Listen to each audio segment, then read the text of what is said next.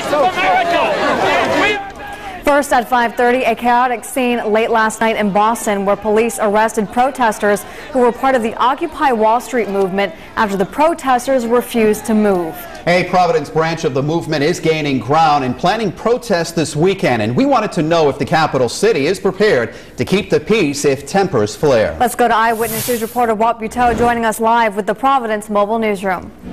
City leaders tell us today that they are just beginning to plan for security and other measures for the Saturday event in Providence. And participants say they're talking to their legal team about what they can and can't do here in Providence. With the arrests in Boston still fresh, Occupy Providence is hoping to make its solidarity in Burnside Park as legal as possible.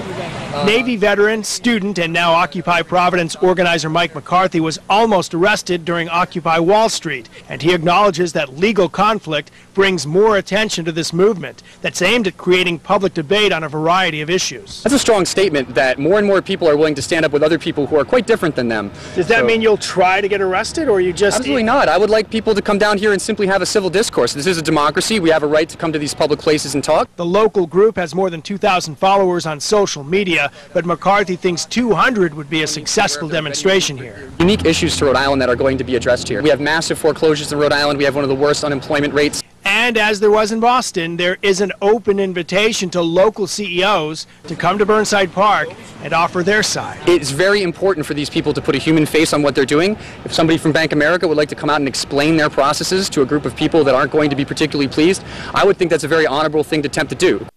And while he expects maybe a core of 100 or 200 people for Occupy Providence, he also says others who sort of look in from the outside could bring that crowd much larger. Live at the Mobile Newsroom in Providence, Walt Buteau, Eyewitness News.